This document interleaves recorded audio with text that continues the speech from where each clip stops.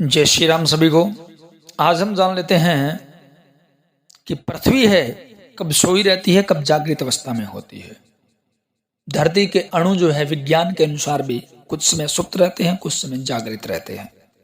तो उसमें चेतनता कब रहती है, चेतनता कब रहती है, कब जो है वो धरती से संबंधित कार्य हमें करना चाहिए, क्या उसका मुहूर्त होना चाहिए, ये सब हम कैसे देखते हैं वो हम आज इसमें जानते हैं। और जो भी सीखना चाहते हैं इस तरह ज्योतिष के अनुसार जो आवश्यक कार्य है वो सीखना चाहते हैं तो चैनल को आप सब्सक्राइब कर सकते हैं। तो धरती जागृत है या सुप्त है ये हम कैसे देखते हैं। अगर हमने तालाब का निर्माण करना हो, बावड़ी का निर्माण करना हो, कुआं आदि का, या घर का निर्माण करना हो, या भूमि से रिलेटेड कुछ भी काम करना हो जिसमें भूमि की खुदाई हो, तो उसमें हमें ये देखना आवश्यक होता है। तो कैसे देखते हैं आइए जानिए।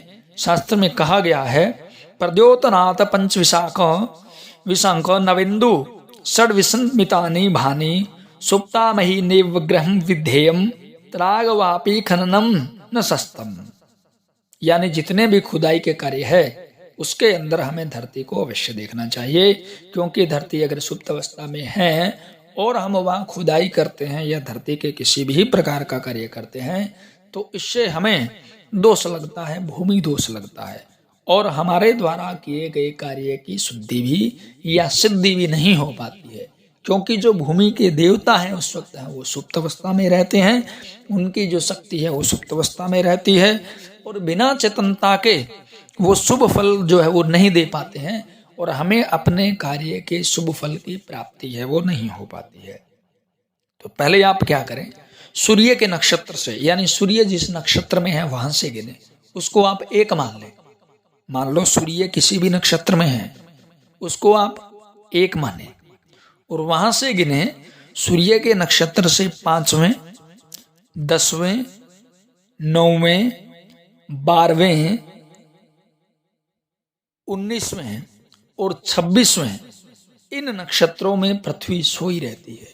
यानी सूर्य को एक मानकर जब हम आगे गिनते हैं तो मान लो जिस नक्षत्र को हमने खुदाई, जिस दिन हमने खुदाई करनी है उस दिन वो सूर्य के नक्षत्र से 5वां है या 20वां दिन है, सूर्य के नक्षत्र से 20वां है या 9वां है या 12वां है।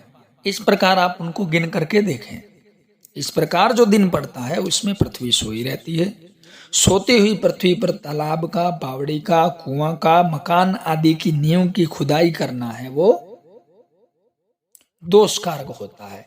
इस दिन हमें भूमि से संबंधित किसी प्रकार का कार्य है, नींव आदि का कार्य है, वो हमें नहीं करना चाहिए, और ऐसा करने से हमें शुभ फल की प्राप्ति नहीं होती अगर हम ऐसा करते हैं तो। इसके लिए शुभ मुहूर्त का चयन करें। भूमि का पूजन करने के बाद में भूमि से संबंधित कार्यों को किया जाता है।